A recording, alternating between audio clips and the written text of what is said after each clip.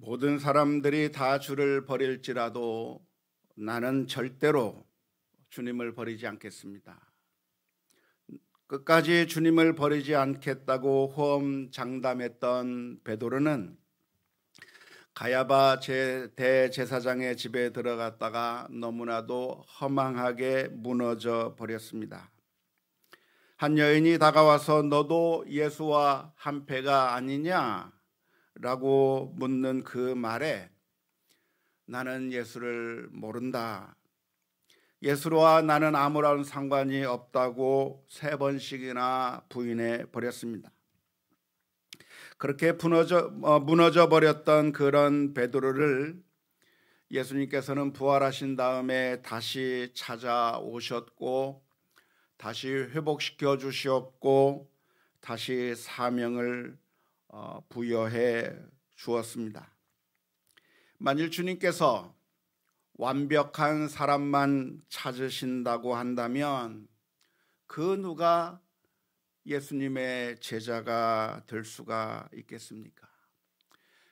만일 완벽한 사람만 주님께서 찾으신다고 한다면 베드로도 불합격이고 바울도 불합격이고 우리 모두도 다 불합격 될 수밖에 없습니다. 하지만 놀라운 것은 예수님께서는 성공한 인생에게 찾아오신 것이 아니라 실패한 인생을 향해서 다시 찾아오셨다고 하는 것입니다. 그리고 그 예수님께서는 베드로에게 물으셨습니다. 요한의 아들 시몬아, 내가 나를 사랑하느냐? 내가 이것들보다 나를 더 사랑하느냐? 네가 이 사람들보다 나를 더 사랑하느냐 물어주셨습니다. 이 질문은 참으로 대답하기 어려운 질문입니다. 베드로가 예수님을 사랑하는 것만큼은 사실입니다. 사랑하는 것은 확실합니다. 하지만 그렇게 마음은 사랑하는 마음이 있지만 그 마음대로 사랑할 수 있는 능력이 없기 때문에 그렇습니다. 사랑은 하지만 사랑한다고 했지만 그러나 내 실제 모습은 사랑하지 못하는 모습이고 주님을 사랑한다고 했지만 내 손에는 그물이 들려 있는 것이 나의 모습이기 때문에 그렇습니다. 사랑한다고 말을 하고 사랑하는 마음이 없는 것도 아니지만 그러나 실제 행동에 있어서는 사랑하는 모습과는 정반대의 모습이 바로 우리들의 문제일 것입니다. 우리는 부모님을 사랑합니다. 부모님을 사랑하지 않는 자녀는 단 한 사람도 없습니다. 하지만 부모님은 언제나 우선순위에서 밀려버립니다. 우리는 우리 자녀들을 사랑합니다. 우리들은 우리 남편을 사랑하고 우리들의 아내를 사랑합니다. 하지만 인내하기보다는 화를 내기가 쉽고 친절하기보다는 너무나도 싸늘하게 대했던 모습들이 바로 우리들의 모습입니다. 우리는 주님을 사랑합니다. 하지만 주님을 예배하는 일에 있어서는 너무나도 소홀합니다. 다른 건 다 해요. 코로나가 걸릴 수 있는 식당에도 다 가요. 학원에 가서 공부도 다 해요. 그런데 예배하는 것만큼은 마음이 열리지 않고 예배하는 것만은 너무나도 쉽게 포기해버리는 것이 우리들의 모습입니다. 주님을 사랑하는 마음이 있는데 주님의 말씀에 순종하는 것은 게을리해버렸고 살만하다 싶으면 주님을 잊어버리며 사는 것이 바로 우리들의 모습이고 그게 바로 우리들의 모습입니다. 사랑하는 마음이 없는 것은 아닌데 사랑할 능력이 없다고 하는 것이 우리들의 문제이고 늘 넘어지고 실패하는 것이 우리들의 문제입니다. 그런데 그런 우리들에게 그런 베드로에게 주님께서는 다시 찾아오셨고, 순엉터리구나, 네 믿음이 순 가짜구나, 그 사랑의 순 말도 안 되는 엉터리 사랑이라고 무시해 버리시지 않고 예수님께서는 다시 그 베드로를 찾아오셨던 것입니다. 사람들은 우리들에게서 나타나는 이율배반적인 모습을 보면서 순 가짜라고 말하고 욕해버리고 떠나버렸지만, 예수님께서는 그렇게 사랑할 능력이 없는 베드로에게 찾아오셨습니다. 아니, 바로 그렇게 능력이 없기 때문에 예수님께서 이 세상에 오셔야만 했습니다.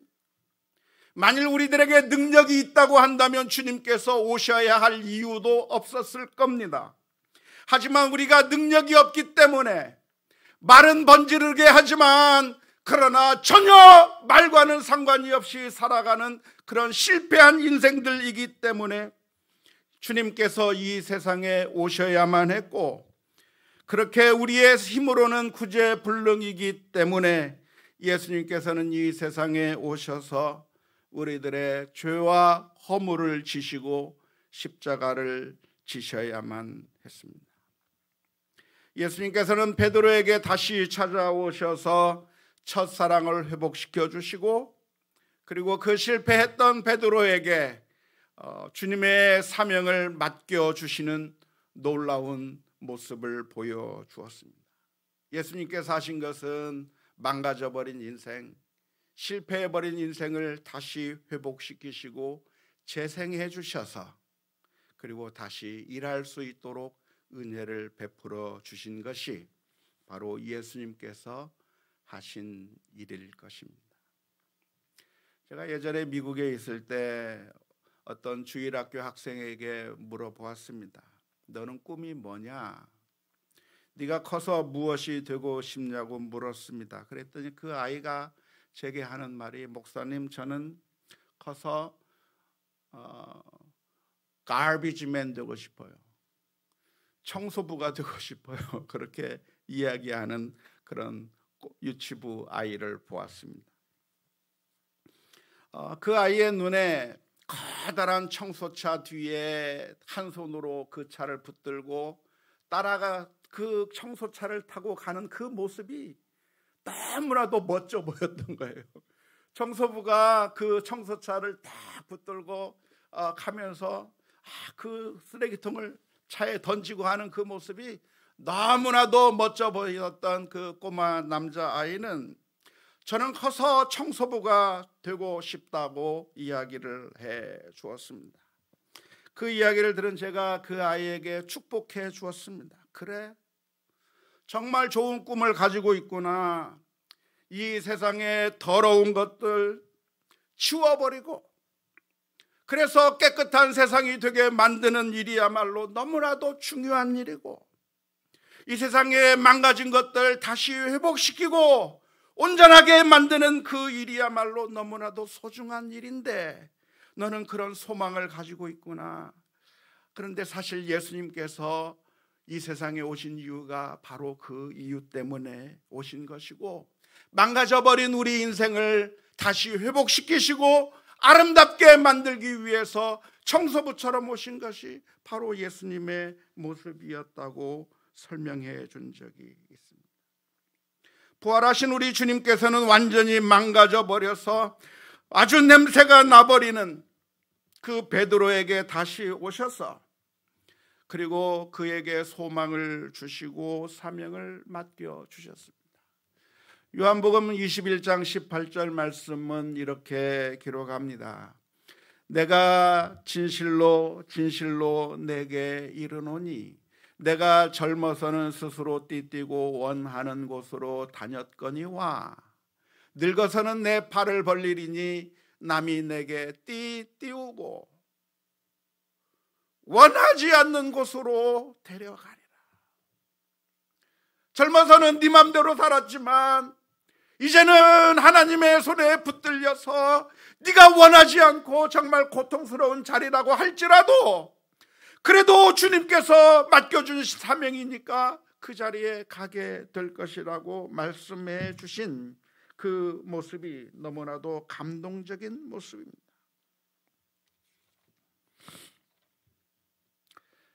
그 말씀에 따라서 회복을 받고 주님께서 다시 불러주신 그 은혜의 자리에 서 있던 베드로가 주님의 말씀으로 엄청난 감동을 받았을 거라고 생각이 됩니다.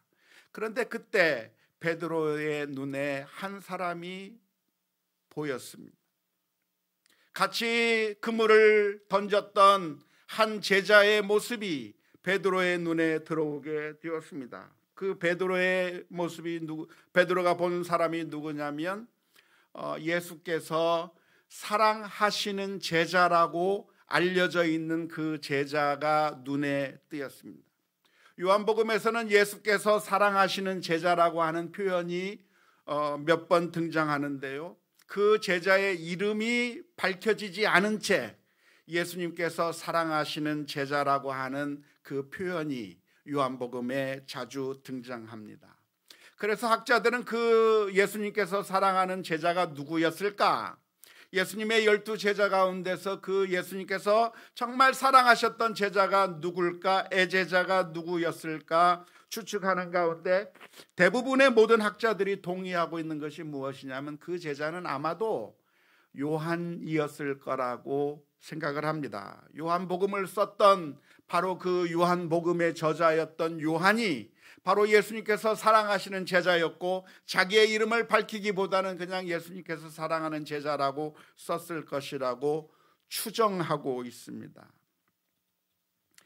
베드로가 그 제자를 바라본 거예요. 평상시에도 12제자 가운데서 특별히 아꼈던 제자, 예수님께서 성만찬 자리에서 그 옆에 두고 그리고 친히 떡을 떼어주시기도 하고 정말 사역하는 내내 주님께서 늘 가까이 하셨던, 사랑을 보여주셨던 특별한 애제자가 하나 있었는데, 이 베드로가 주님의 말씀을 듣는 가운데 그 제자가 눈에 들어오면서 궁금증이 생긴 겁니다. 예수님, 나에게 그런 사명을 주셨다고 한다면, 실패한 나에게도 그런 놀라운 사명을 주셨다고 한다면, 저 예수님께서 정말 사랑하셨던 저 제자는 앞으로 어떤 사명을 받겠습니까? 저 제자는 어떤 길을 가게 되겠습니까? 베드로가 예수님에게 물어보았습니다. 궁금할 만합니다. 나와 같은 사람에게도 이런 사명을 주셨다고 한다면 평상시 주님께서 정말 사랑했던 그 제자에게는 과연 어떤 사명이 주어질 것이고, 저 제자의 사명이 그 앞날이 어떻게 될 것인가 너무나도 궁금해서 이 베드로가 예수님에게 물어본 겁니다. 예수님, 저 제자는 어떻게 되겠습니까? 궁금할 만 했던 그 질문에 예수님께서 뭐라고 대답하셨을까요? 궁금하면 500원 이라고 하신 것이 아니라 요한복음 21장 22절의 말씀에 보면 이렇게 말씀해 주셨습니다. 예수께서 이르시되 내가 올 때까지 그를 머물게 하고자 할지라도 내게 무슨 상관이냐? 너는 나를 따르라. 이 말씀을 들은 제자들은 오해를 했습니다. 내가 이 제자를 오랫동안 머물게 둔다고 할지라도 내게 무슨 상관이냐라고 말씀해 주셨는데, 그 얘기는 이 제자가 예수님께서 다시 오실 때까지 죽지 않을 거라고 하는 그런 의미의 말씀이 아닙니다. 그냥 가정법입니다.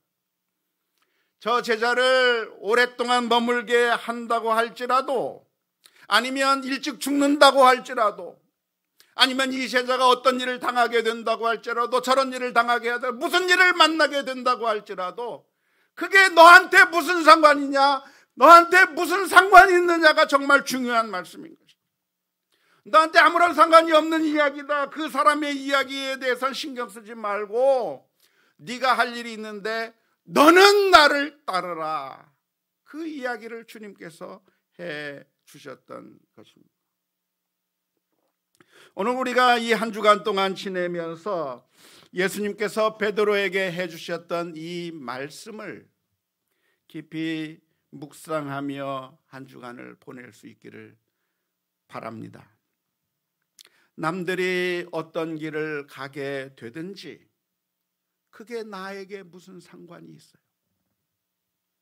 남들이 순교를 당하든 남들이 영화로운 자리에 올라가든 남들에게 어떤 일이 벌어지든 그게 상관할 바가 아니라 다른 사람들이 예수님을 믿든 비난하든 주님을 배반하고 도망가든 그것에 상관할 것이 아니라 너는 나를 따르라.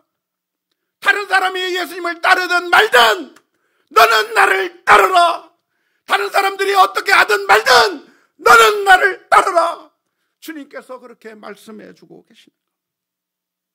안타깝게도 우리 인간들은 늘 다른 사람들을 바라봅니다.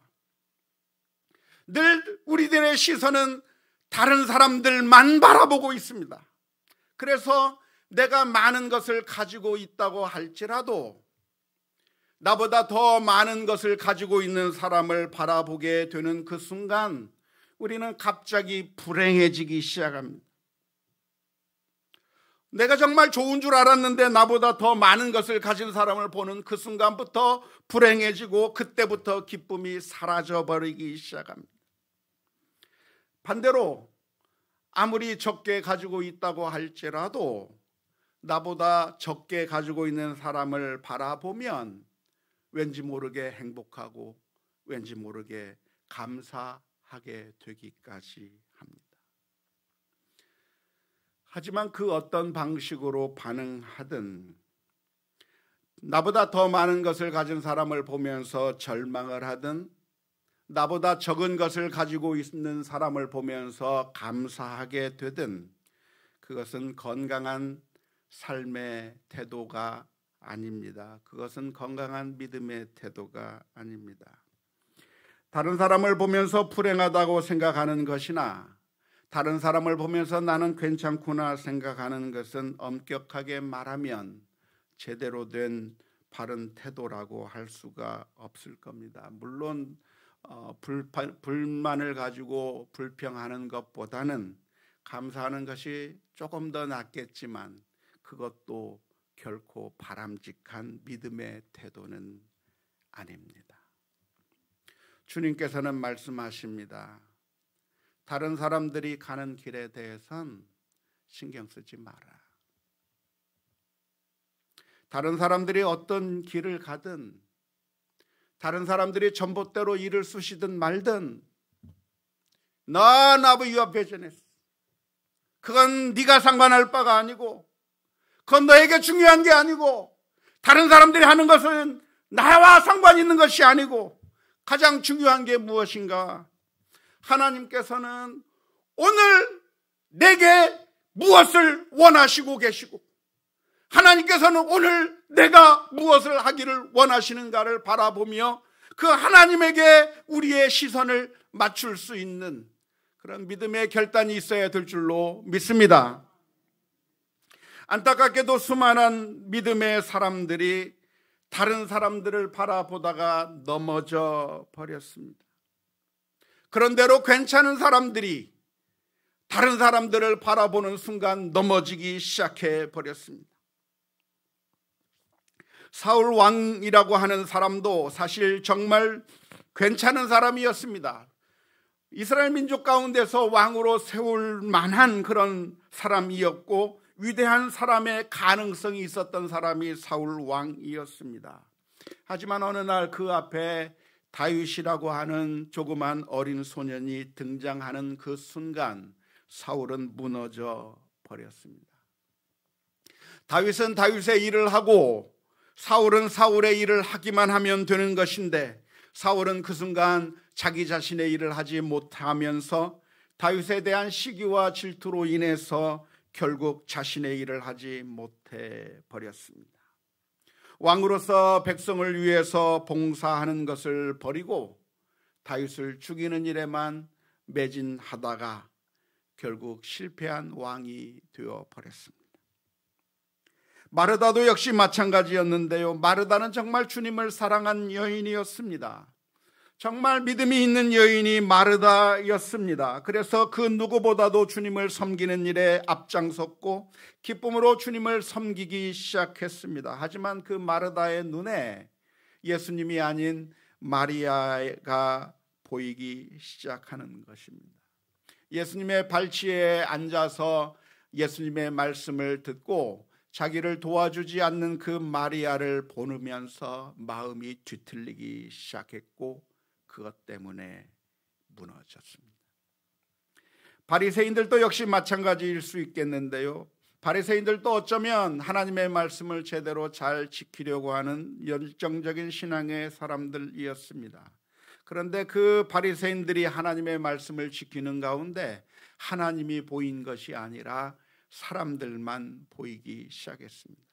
그래서 사람들에게 박수받는 것이 중요했고 사람들에게 인정받는 것이 너무나도 중요해서 바리새인들은 신앙생활을 하기는 했지만 하나님 앞에서 신앙생활을 한 것이 아니었고 하나님을 만날 수도 없었고 하늘의 상급을 받을 수도 없었습니다. 예수님께서는 이렇게 경고해 주셨습니다. 마태복음 6장 1절 말씀에 사람에게 보이려고 그들 앞에서 너희 의를 행하지 않도록 주의하라. 그리하지 아니하면 하늘에 계신 너희 아버지께 상을 받지 못하느니라. 하나님께서는 우리 모두를 다 걸작품으로 만들어 주셨습니다. 최고의 작가이신 하나님께서 우리 모두를 다 걸작품으로 만들어 놓으셨는데 우리를 어떻게 만드셨는가? 상품처럼 찍어내지 않으셨습니다. 상품이라고 하는 것은 무엇입니까? 똑같은 것이죠. 공장에서 찍어내는 것으로 모든 것들이 다 똑같은 것이 상품입니다. 남들이랑 똑같은 것이 상품입니다. 하지만 하나님께서 우리를 다 각각 다르게 만들어 놓으셨기 때문에 예술품, 걸작품은 이 세상에 단 하나밖에 없는 것들입니다. 그래서 하나님께서 우리를 다 걸작품으로 만들어 놓으셔서 다 다르게 만들어 놓으셔서 다 다른 것이 정상이고 달라야만 마땅한 것이고 나에게 주어진 사명이 다 다를 수밖에 없는 것이 정상인데 우리들은 내가 다른 사람과 비슷한지 비슷하지 아니한지 거기에 신경을 쓰면서 내가 조금이라도 다르면 그것 때문에 다르다고 교만해지고 다르다고 우울해지는 그런 모습을 보여주는 것이죠. 하나님께서는 다 다르게 만드셨는데 다른 사람과 다르지 않다고, 똑같지 않다고 교만하고 다른 사람들과 똑같지 않다고 절망하고 있는 거예요. 다른 사람이 페라가모를 신으면 나도 신어야 하고 다른 사람들이 이걸 입으면 나도 입고 똑같아지려고 하는 그런 모습이 우리들에게 있는데 다 잘못된 생각입니다. 주님께서 무슨 말씀을 하십니까? 다른 사람이 어떻게 될 것인가에는 신경 쓰지 말고 너는 나를 따르라. 다른 사람이 어떻게 되는가에 대해서는 신경 쓰지 말고 너는 나를 따르라 말씀하시는 거예요. 갈라디아서 6장 4절에서 5절 말씀 이렇게 기록합니다. 각각 자기의 일을 살피라. 그리하면 자랑할 것이 자기에게는 있어도 남에게는 있지 아니하리니 각각 자기의 짐을 질 것이라. 이 한국어로 번역된 갈라디아서 6장 4절에서부터 5절 말씀은 이해하기가 좀 어려운 말씀인데요. 이 말씀을 영어 성경인 NIV 성경에서는 이렇게 번역해 주었습니다. Each one should test his own actions. 각각 자기 자신의 행동을 살펴야 할지라. Then he can take pride in himself without comparing himself to somebody else. 그러면 자신을 다른 그 누구와 비교하지 않아도 스스로 자신에게 자부심을 느낄 수 있을 것이다. For each one should carry his own load. 각각 자기 자신에게 주어진 짐을 져야 할 것이다. 비교하면서 자부심을 느끼고, 비교하면서 마음의 안도를 하고, 비교하면서 행복해지고, 비교하면서 감사할 것이 아니라 하나님께서 내게 맡겨주신 사명을 보고 그것에 따라서 움직여야 하는 거예요. 그래서 아무리 큰 일을 이루어도 하나님의 사명이 더 크다면 그건 부족한 거예요. 아무리 작아도, 다른 사람들이 보기에 무시할 만한 것이라고 하더라도 하나님께서 내게 주신 사명이 그만큼이면 충성을 다한 것이 될 겁니다. 우리는 사람 앞에 설 것이 아니라 하나님 앞에 서야 합니다. 그게 믿음입니다. 믿음은 하나님 앞에 서는 것입니다. 믿음은 하나님을 보는 것입니다. 그런데 사람이 보이면 그 사람에 가려서 하나님을 볼 수 없습니다. 다른 사람을 보지 않아야 그제야 하나님을 볼 수 있습니다. 이 세상은 하나님을 보지 못하게 하는 것들로 가득 차 있습니다. 그래서 우리가 의도적으로 눈을 감아야 할 필요가 있습니다. 눈을 감아야 하나님을 볼 수 있기 때문입니다. 사람을 보지 않아야 비로소 하나님이 보이기 시작하기 때문입니다.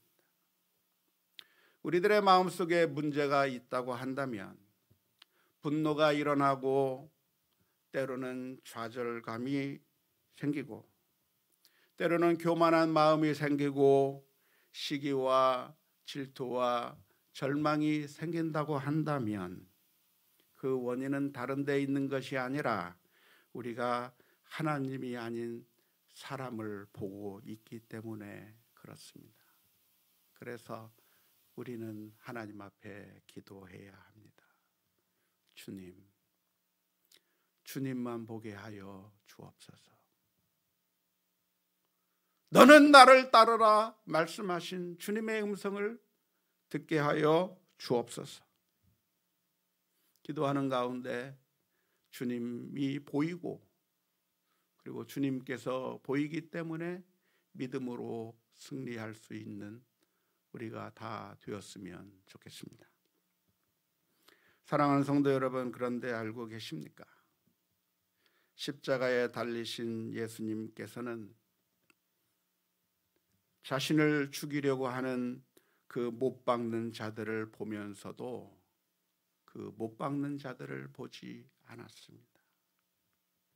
만일 그 자신을 못 박는 그 사람들만 바라보았다고 한다면 십자가를 질 수 없었을 것입니다. 하지만 그 십자가에 못 박히는 그 순간에도 주님께서는 하나님을 바라보셨고 하나님 앞에 기도했습니다. 주여, 저들의 죄를 용서하여 주옵소서. 저들이 하는 일을 알지 못합니다. 기도하며 주님께 맡겨주신 그 사명을 믿음으로 감당하였고, 그래서 우리가 구원을 받았습니다. 그 기도가 우리 모두의 기도가 될 수 있기를 주님의 이름으로 축원합니다.